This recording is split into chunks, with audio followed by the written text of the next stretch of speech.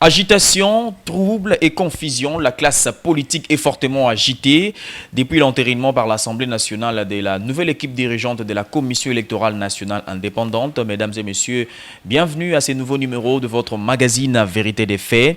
Toutes ces questions, on en parle sur ce plateau avec Dieudonné Mouchagaloussa, coordonnateur du panel des experts et une structure de la nouvelle société, plutôt de la société civile, allais-je dire. Dieudonné Mouchagaloussa, bonjour et bienvenue. Merci beaucoup. Ça fait tellement longtemps, après une année. Oui, presque une année que je ne suis pas passé sur ce plateau, donc je suis très heureux d'être invité par vous de nouveau. Merci beaucoup. Alors, Kadima, encensé par les uns et contesté par les autres, finalement a prêté serment et a fait la remise et reprise avec son prédécesseur, Corneille Nangaa. Alors, votre avis par rapport à toutes ces contestations autour de Denis Kadima? Oui, je dois saluer d'abord votre émission qui va me donner d'ailleurs les bonnes réponses par rapport à cette question. Ça s'appelle Vérité des faits. Exactement. Voilà. Et les faits sont têtus, les faits parlent d'eux-mêmes. Pour la question de la CENI, la question de Kadima, il faut voir ça sous des aspects ou sous des angles ou alors avec des yeux. La première des choses, il faut dire vraiment en toute objectivité, d'ailleurs j'en profite pour le féliciter et toute l'équipe, en toute objectivité, il y a parmi eux des meilleurs, des techniciens, des hommes qui ont un savoir en matière électorale, qui ont de l'art, la technicité, l'expertise de Denis Kadima, comme d'ailleurs son prédécesseur Corneille Nangaa, qui a pu supporter le poids de l'alternance de ce pays dans la proclamation des résultats. Il faut signaler que son expertise va au-delà même des frontières de la RDC. Personnellement, je dois l'avouer, c'est un fait. J'ai participé à 2-3 fois à des grandes rencontres internationales qui devraient parler sur les politiques électorales en Afrique centrale par des experts de ces pays et qui devraient être sanctionnés par des chefs d'État. Et c'est Denis Kadima qui conduisait tous ces travaux-là, que ce soit à Douala, à Brazzaville, à Libreville, partout où on a été. Et donc, son expertise n'est pas à discuter. Ça ne suscite pas un débat. En tout cas, de ce côté, il se retrouve. Mais également, aussi, il y a certains d'entre nous, mes collègues qui sont là, comme Gérard Bissampou. C'est un ancien de la société civile connu de tout le monde, un expert en matière électorale qui a commencé par l'éducation civique et électorale au niveau de RECIC et il a pris l'ascension. Il y a également Maître Omokongo Adine, qui est aussi une dame qui a travaillé beaucoup et qui est experte en matière électorale. Il y a également notre collègue Joséphine Ngalola, que tout le monde connaît. Elle a milité pour des causes de femmes, elle s'est battue pour la société civile pendant autant d'années. Mais du côté des politiques, il y a aussi un qu'il faut saluer, Sylvie Birembano, qui également est une féaciste, qui a étudié dans l'école de formation électorale en Afrique centrale. Et donc, sur le plan de la qualité des personnes, surtout ceux qui sont venus de la société civile, c'est indiscutable. Donc, mais malheureusement, comme je l'ai toujours dit, on a placé des bons éléments à des mauvais endroits, au mauvais moment et dans de mauvaises circonstances. Comment ça? Vous venez de parler des agitations. Voilà. Le ciel politique aujourd'hui, il est connu comment est-ce qu'il est. Tous les acteurs, l'effervescence que nous avons dans les états-majors, que ce soit du côté de la société civile, que ce soit du côté des politiques, parlent déjà, donc on sait les voir. Alors, qu'est-ce qu'il faut également considérer? Il y a, maintenant, ça c'est le deuxième angle. Donc, le deuxième angle, c'est les circonstances, les conditions, la manière et les moyens par lesquels on les a placés. Et nous pouvons les énumérer. L'ordonnance du chef de l'État, pour la toute première fois, à moins que vous puissiez me dire le contraire, pour la toute première fois, alors que son Excellence Félix Antoine Tshisekedi Tshilombo, comme première institution du pays, comme président de la République, avec ses prérogatives constitutionnelles, avec son pouvoir discrétionnaire, où il peut prendre une ordonnance comme il veut, quand il veut et où il veut. Mais vous avez vu pour la première fois, c'est justifié avant de prendre une ordonnance. Qui a déjà vu ça dans ce pays? Ou même un président de la République commençait à se justifier avant de prendre une ordonnance. C'est-à-dire qu'au-delà de l'institution président de la République, son Excellence Félix Antoine Tshisekedi Tshilombo a une partie humaine, la personne physique de Félix. C'est-à-dire que lui-même, il sentait, c'est comme si ce qu'il voulait faire, il y a quelque chose qu'il se reprochait. Ou qu'il se reproche. puisqu'on ne peut pas comprendre comment un chef d'État qui doit prendre une ordonnance en fonction de ses prérogatives constitutionnelles, je le souligne, et de ce qu'il a comme pouvoir discrétionnaire, il a commencé à justifier plus de 6 minutes pendant qu'il doit prendre l'ordonnance le soir pour dire non, je vais prendre l'ordonnance parce que ça, 1, 2, 3, 4, 5, 6. C'est un fait anodin, mais ça suscite beaucoup. Peut-être qu'il voulait éclairer la population par rapport à toutes ces agitations. Est-ce que ça valait la peine quand il prend les ordonnances de nommer les ministres, le gouvernement? Il a joué le rôle d'un sapeur-pompier. Bon, alors si c'était le cas, mais moi je relève les faits, j'ai dit seulement qu'il a commencé par s'expliquer. Ça c'est une chose. Deuxième chose, vous allez bien le voir, c'est que les amis qui ont fait les montages ou qui sont arrivés à ce niveau, ils ont fait les choses dans la précipitation. Comment ça? Et je comprends pourquoi on parle du forcing. Nous sommes à quelques mois des élections. Je vais vous faire 2023 plutôt. Je vais vous faire une révélation et je crois que vous devrez en être fiers. Dans toutes les centrales électorales du monde entier, je suis du domaine, on n'a jamais eu une centrale électorale qui a les membres en nombre pair. C'est-à-dire 12, 6, 8, 10, 4, 2 ou 20. Quand on va prendre des décisions, puisque les décisions se prennent dans la plénière, ça va peser où? Alors que dans la loi organique, on n'a pas précisé en amont que la voix du président est prépondérante. Et donc, on a consacré, c'est ça le vrai terme même, je dois le dire vraiment à la population, on vient de consacrer les dysfonctionnements de cette institution avant qu'elle ne fonctionne.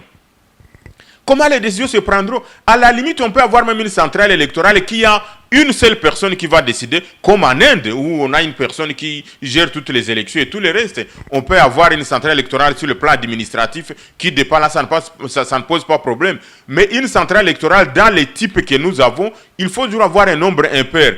Mais comme on a fait les choses dans la précipitation, dans le forcing, on n'a pas tenu compte d'un certain nombre de normes, de principes et de standards internationaux. Ça, c'est un premier... Pour vous, le fait d'avoir 12 membres au sein de la centrale électorale, c'est un passage à force. J'ai dit ça consacre les dysfonctionnements. Les dysfonctionnements. Puisque nous les parlons en toute objectivité. Je viens de dire que la compétence des collègues n'est pas à mettre en doute.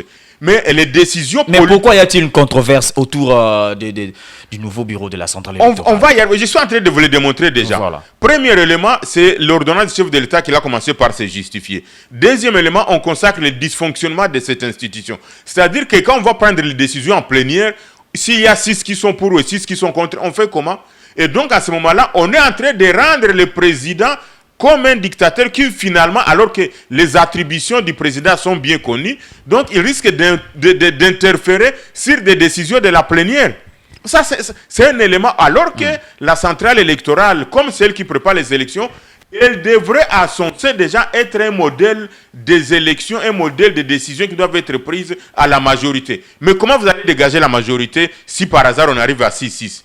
Ça, c'est un premier élément. Deuxième élément. Nous qui avons eu la chance d'être à Sun City, nous savons quelle est l'idée fondatrice de la centrale électorale que nous avons et qu'on avait mise en place à l'époque. La CI pour arriver jusqu'à la CENI aujourd'hui. Il y a le principe de la centrale électorale de la RDC qui est basée sur un trépied.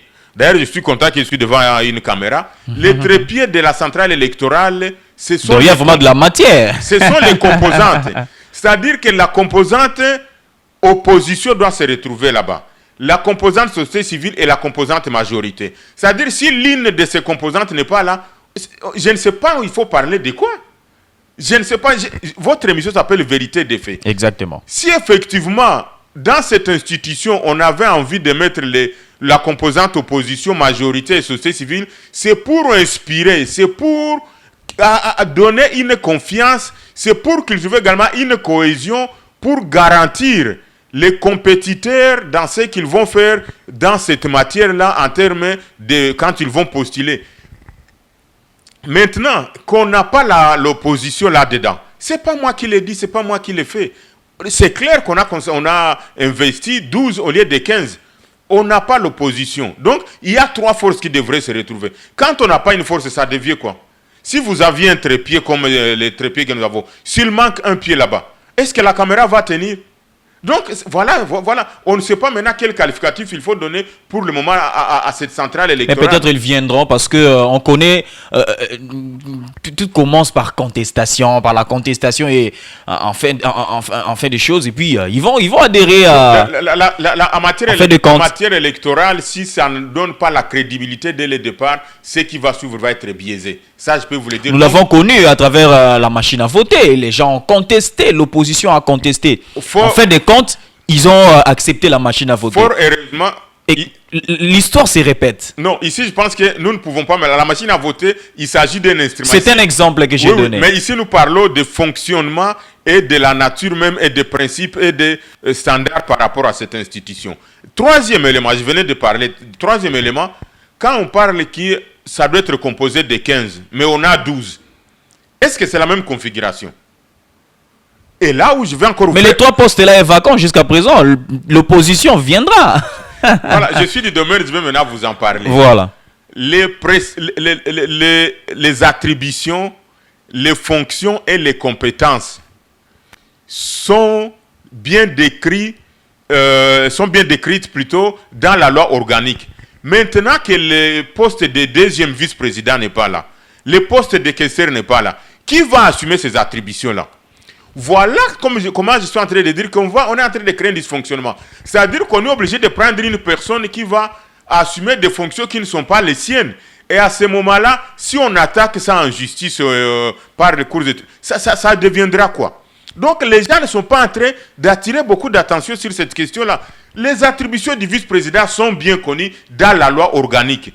Or, en matière électorale, si vous enlevez seulement un seul maillot dans la chaîne, on n'aura plus la même chose. Et donc, ces attributions-là, qui va les assumer? Les attributions du questeur qui va les assumer. Puisque la questeur adjointe ne va pas faire l'intérim du questeur qui n'a jamais été investi. On fait l'intérim de quelqu'un quand il a déjà occupé une fonction et quand il n'est plus dans cette fonction-là. Ça, c'est une réalité. Votre mission s'appelle vérité des faits. Qui va assumer les fonctions du deuxième vice-président au niveau de la centrale électorale? Est-ce que c'est le président qu'on va dédoubler qui va quitter ses attributions qui sont les siennes pour occuper les fonctions du vice-président, du deuxième vice-président? Est-ce que c'est le premier vice-président qui va occuper les fonctions du deuxième vice-président? En matière de finances de la questure et en matière des attributions qui sont dans la loi organique, qui va assumer ces fonctions-là? Et donc, voilà un dysfonctionnement. Or, s'il y a déjà un dysfonctionnement à l'intérieur, ça ne va pas inspirer la suite de ce qui va suivre. Nous parlons des faits. Donc, je viens de vous montrer d'abord, en termes de nombre pair et impair, je viens de vous démontrer comment est-ce qu'il y a une composante qui manque. Je viens de vous montrer également le nombre, au lieu de 15, on a 12. Nous avons tous quand même étudié. On ne va pas vous dire que 15 égale 12. Si on dit que la centrale électorale est composée de 15 personnes, donc la loi a été violée. On n'a plus la même centrale électorale qui est composée par 15 personnes, la CENI, et de 12. Et donc il faut revoir tout. Il faut revoir tout en termes de la loi organique et tout ce qu'il faut faire. Voilà autant d'éléments qui prouvent à suffisance que malheureusement, je n'arrive pas à comprendre qu'est-ce qui est arrivé au professeur André Mbata, un homme que je respecte beaucoup avec son savoir scientifique. Arriver à faire ce montage et ne pas prendre en compte autant d'éléments. Je vais vous dire encore une chose que vous et moi nous savons. Vous savez aujourd'hui que le président Bosso et le professeur André Mbata, on les a traduits en justice en écriture de faux. Faux en écriture plutôt. Est-ce qu'on devrait arriver à ça? Est-ce qu'on avait intérêt vraiment à arriver à ça? Vous savez maintenant, nous avons vu qu'on avait arrêté un député à l'époque pour les mêmes causes, la même plainte. On espère est-ce que ça sera la même chose? On va arrêter un boss parce que... Et puis, est-ce que ça sort bien dans l'opinion? Nous qui devons avoir une assemblée nationale qui doit être digne pour qu'on arrive à ce niveau-là. Un autre élément, vous l'avez parlé dans l'annonce de ces missions, agitation et tout ce que vous aviez dit là. Est-ce qu'on a intérêt vraiment d'en arriver là avec ce que le président a fait? Puisque cet élément-là maintenant a rendu... On peut ne pas le croire, mais je l'ai dit, vous êtes un média respectable. Faites un sondage dans l'opinion. La popularité du président de la République est en train de baisser de plus en plus jusqu'à ce que ça va arriver au bas de l'échelle. Et son impopularité va monter au sommet de l'échelle. Donc, pour Dieudonné Mouchagaloussa, la machine devrait être bloquée parce que l'opposition n'a pas envoyé les 3 noms pour composer les 15 membres de la centrale électorale. Je suis en train de dire que la machine ne devrait pas être bloquée, mais il fallait bien le faire. Il fallait bien le faire jusqu'à quand? L'année 2023 se pointe à l'horizon, c'est pour bientôt. Non, la manière de faire, ça prendrait un jour, ça prendrait 2 heures, ça prendrait 1 minute, mais on allait bien le faire. Là, on allait accuser Félix Tshisekedi de glissement. Non, parce de glisser. Les mêmes contextes, voilà. Les conditions dans lesquelles on avait désigné Malonda, on avait refusé à l'époque. Le président lui-même avait écrit. Donc, le président devrait refuser encore l'entérinement. Je suis en train de parler l'investiture. Je suis en train de parler des faits. La lettre du chef de l'État existe bel et bien. Ce n'est même pas son directeur de cabinet qui avait écrit. Ce n'est même pas son conseiller. C'est lui-même qui a signé la lettre. Son Excellence Félix Antoine Tshisekedi Tshilombo. Il avait refusé d'entériner dans les mêmes conditions. Maintenant, parlons de notre élément. Est-ce qu'on a besoin, je ne sais pas vraiment qui conseille le chef de l'État, est-ce qu'il a besoin de se mettre l'église catholique à dos et l'église protestante? Qu'est-ce qu'il gagne dans tout cela? Et c'est pour cette raison que je te dis que ça, au lieu que ça puisse lui rendre populaire, au lieu que ça puisse renforcer la cohésion autour de lui, parce qu'il est président de la République, merci. Il n'est pas seulement chef de l'État d'un groupe. Il est notre président de la République, nous tous. De la majorité, de l'opposition et de la société civile. Mais de quel groupe vous parlez? Parce que le chef de l'État a entériné les choix des 6 confessions religieuses et entériné par l'Assemblée nationale. Et lui, il n'a fait qu'investir. Vous parlez des 6 confessions religieuses. Exactement. J'accepte. C'est la majorité. Ronsard Malonda n'avait pas été entériné par les mêmes 6 confessions religieuses. Le problème n'est pas à ce niveau. Mais il était également des Gimbanguistes. Oui. Comme Denis Kadima. Effectivement. Mais pourquoi on l'avait refusé? Donc, nous sommes en train de dire la même chose, mais autrement. C'est-à-dire, le problème n'est pas sur la désignation des 6, par les 6 confessions religieuses, que je respecte beaucoup avec nos pères spirituels qui sont là-dedans. Mais le problème se trouve par la même méthode qu'on avait utilisée pour la désignation de Ronsard Malonda. Le chef de l'État, même je viens de vous dire, il avait écrit pour refuser. Qu'est-ce qui a changé? Ce sont les mêmes 6 qui ont désigné Denis Kadima. Ce sont les mêmes 6. Qu'est-ce qui a changé? Qu'est-ce qui a changé qu'on nous le dise? Raison pour laquelle vous avez vu le président de la République commencer à s'expliquer avant le temps parce qu'il savait qu'il y a quelque chose qui cloche là-dedans. Ça, c'est un élément qu'il faut signaler. Mais aussi, comme il est le président de la République, on l'appelle père de la nation. On l'appelle père de la nation. Comment est-ce qu'il a signé une ordonnance où il n'y a pas l'opposition? Donc, il montre clairement que c'est au-delà d'avoir créé l'union sacrée, mais il montre clairement qu'il y a des Congolais qu'il ne veut pas. Avec ses compétences, avec tout ce qu'il a comme levier du pouvoir, avec tout ce qu'il a comme prérogative constitutionnelle, avec tout ce qu'il a comme moyen d'État, est-ce qu'il était difficile de négocier ou de convoquer une table autour d'une table les personnes pour qu'on arrive à désigner celle de l'opposition? En faisant cela, et c'est ça la vérité. Mon défaut, c'est de dire la vérité. Le président de la République a montré qu'il est pour l'union sacrée et qu'il y a un certain nombre de Congolais qu'il ne veut pas voir ou qu'il ne veut pas entendre. Notamment ceux de l'opposition, peut-être quelques acteurs de la société civile. Nous avons vu, vous et moi, dans ces pays il n'y a pas longtemps, quand on a cassé la coalition FCC-CACH, le président de la République n'a pas fait de consultation pour ça. C'était une question éminemment qui concernait la nation, mais où il voulait effectivement refaire la politique la politique qu'il voulait imprimer pour la gestion pendant son mandat. Mais la question électorale va au-delà de ça parce qu'elle concerne toute la nation. Qu'est-ce qui empêchait son Excellence Félix Antoine Tshisekedi Tshilombo de faire une même consultation, même en privé, même urgemment, pour dire, comme la question est celle-ci, qu'est-ce que nous pouvons faire? C'est lui le père de la nation. C'est lui qui est le répondant numéro 1 à l'externe comme à l'intérieur du pays.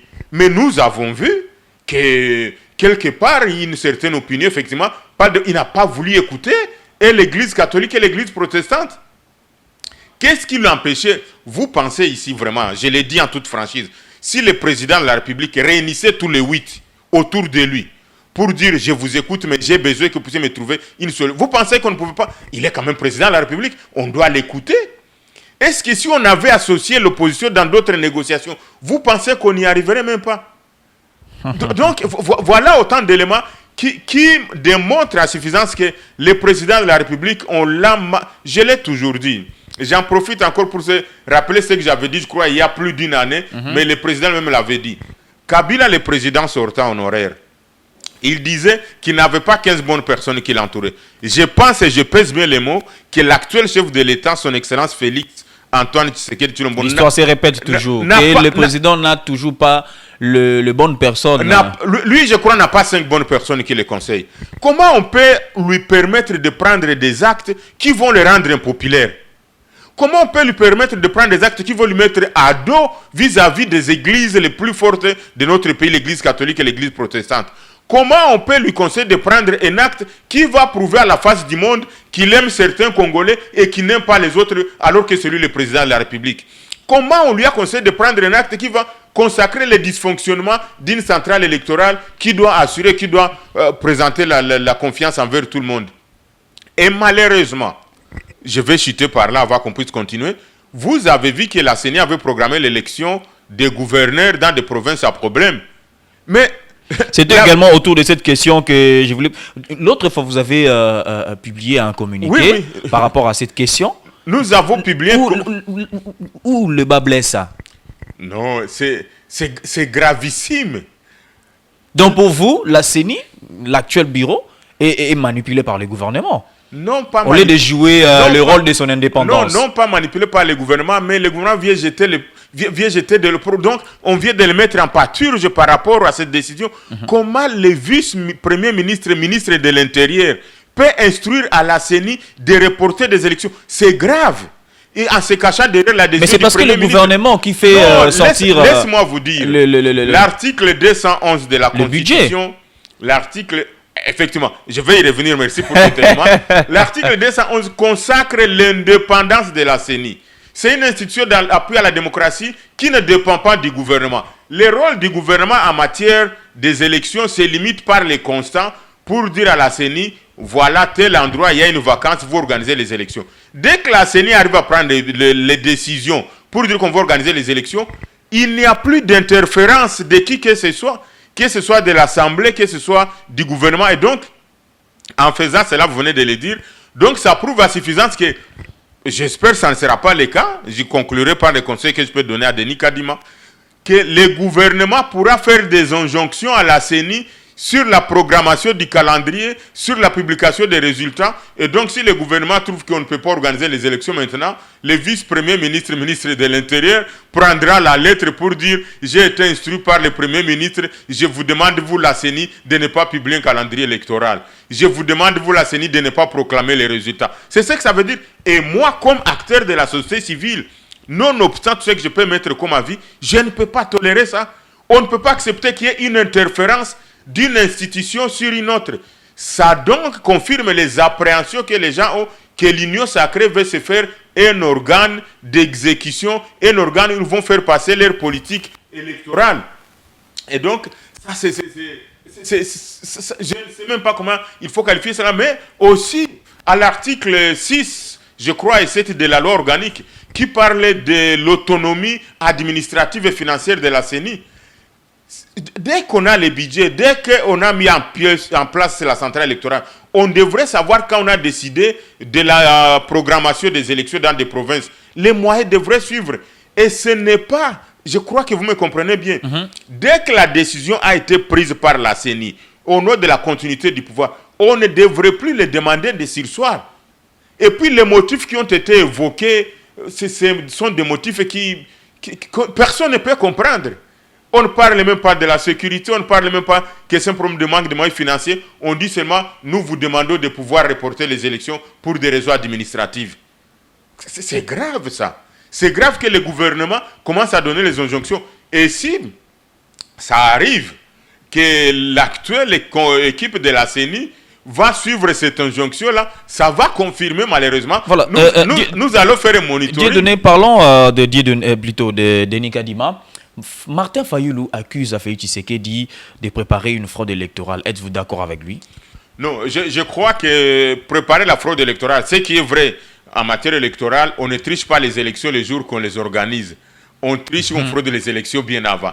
Ça, c'est un principe général. Ah, donc Félix Tshisekedi en entérinant. Je ne dis pas que c'est ce qu'il va faire ou ce qu'il prépare. Je crois que peut-être Martin Fayulu s'est basé sur ce principe-là, qui est un principe universel bien reconnu et bien connu dans ce domaine, pour faire cette proposition. Mais moi, comme acteur de la société civile, et je viens de vous dire, j'ai confiance à la technicité de Denis Kadima. J'espère effectivement qu'il va booster, qu'il va tenter l'équipe de corriger ce qu'il faut corriger. Mais je ne peux pas m'approprier la proposition ou la citation de Martin Fayoul. C'est lui qui l'a dit, il va l'assumer.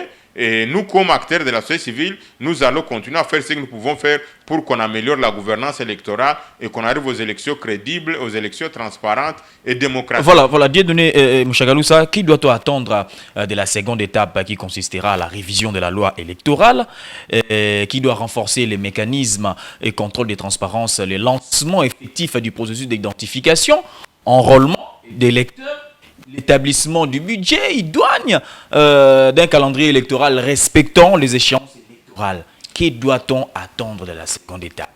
Exactement. Oui. Je pense que, j'imagine que ça sera ça le cas. La première des choses, comme l'équipe de Denis est installée, d'abord, il faut qu'il donne la confiance que cette équipe-là ou que le président apporte un élément qui va redorer, qui va donner la confiance à toutes les composantes. Il faut qu'il crée un climat de confiance pour attirer l'attention de tout le monde, la confiance de tout le monde dans le processus qu'il va maintenant, le processus qui va être engagé. Ça, c'est un élément. Et on espère que ça arrivera. Deuxième élément, c'est-à-dire qu'il fera un état des lieux en termes de priorités administratives, en termes de priorités des textes juridiques qu'il faut. Et c'est là où peut-être il faut... Mais ça va prendre du temps, hein? Bon, ça va prendre du temps, mais je crois qu'il présentera... Identification, enrôlement, le budget, idoine. Je pense effectivement qu'il présentera un chemin critique. C'est-à-dire un chemin critique qui projette quelles pourraient être les possibilités qu'on peut avoir pour la tenue des élections dans les délais constitutionnels. Ce chemin critique-là va parler effectivement des budgets pour dire, bon, comme les élections doivent avoir lieu à tel moment, nous avons besoin d'un tel budget pour ça, ça et ça. Nous avons besoin de tel instrument, nous avons besoin de tel moyen, nous avons besoin, même la durée, nous avons besoin de tel temps pour qu'on y arrive. Et la loi électorale, effectivement, c'est un instrument important dans l'organisation des élections. Surtout sur cette affaire du seuil électoral, ça pose beaucoup de problèmes. Non, il n'y a pas que ça. Certainement qu'on reviendra sur ça. Mais il y a la question qui est en rapport avec les suppléants. Où vous trouvez un père de famille, son épouse suppléant, où il postule à autant de postes.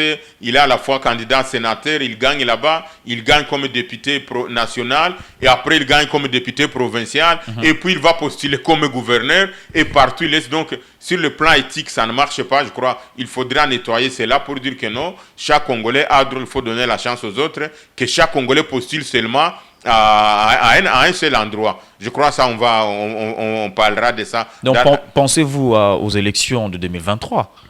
Bien sûr, c'est ce que je viens de dire. Donc, il faut qu'il y ait un chemin critique. Le chemin critique, là, doit nous dire, pour qu'on ait les élections en 2023, voici ce qu'il faut. Déjà, l'année 2022, c'est l'année préélectorale. Oui. Voilà. Effectivement, non, ça n'empêche rien. C'est-à-dire, l'avantage, c'est qu'on décidera sur les fichiers électoraux qu'il faut voir. Est-ce qu'il faut un nouveau fichier électoral? Est-ce qu'il faut la refonte? Est-ce qu'il faut réviser ça? Autant de choses qu'il faudra décider. Ce sont des options, comme je suis en train de dire.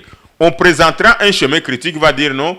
Pour connaître les élections en 2023, par exemple, pour le fichier électoral, parce qu'il y a deux éléments fondamentaux pour les élections, il faut qu'il y ait les électeurs et il faut qu'il y ait les compétiteurs.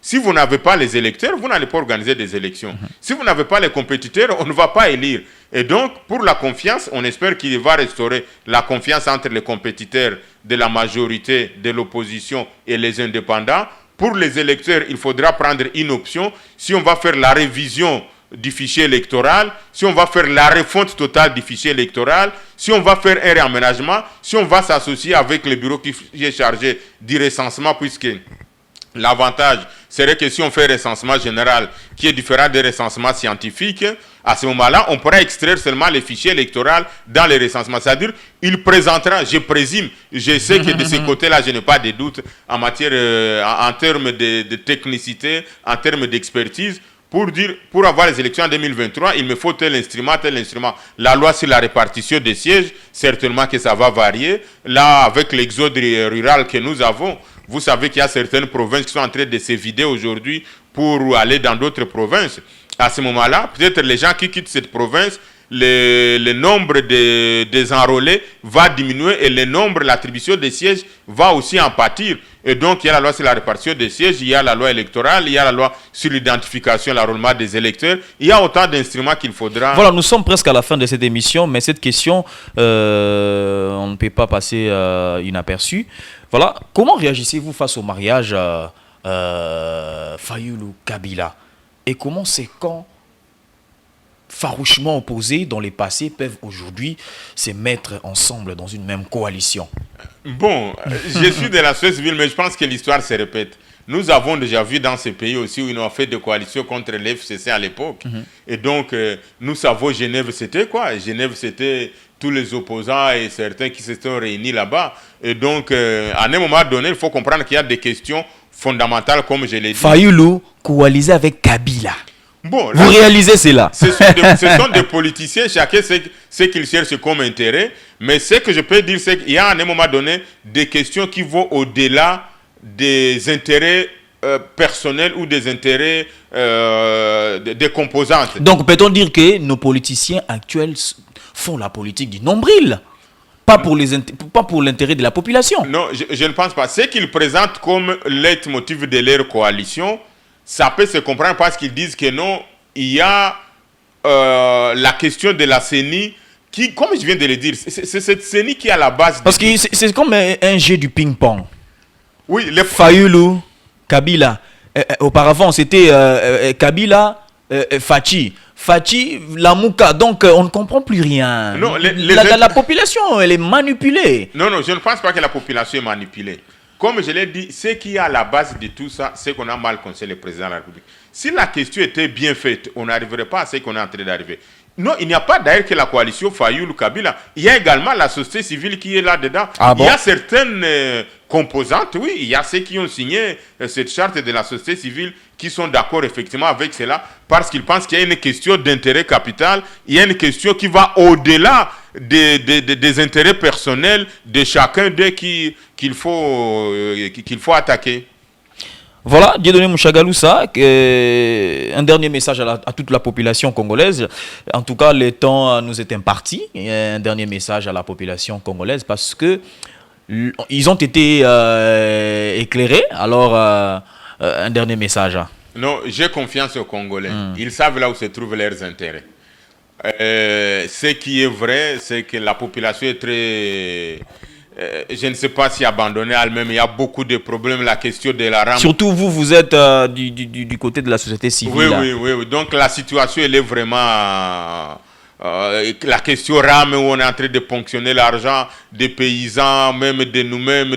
Donc l'État ne fait rien pour donner des moyens à la population, mais par contre l'État prend encore le minimum de moyens qu'on a. Et donc c'est de demander à la population d'être vigilante, de savoir où se trouvent les intérêts du pays. Voilà. Dieudonné Mouchagalousa, merci. Je rappelle que vous êtes coordonnateur du panel des experts et une structure de la société civile. Merci de répondre à toutes nos questions. Merci beaucoup et je suis sûr et certain que la population se rangera du côté où se trouvent ses intérêts. Voilà, merci à vous également d'avoir suivi cette émission. On se retrouve à la prochaine avec le même plaisir. Bye bye.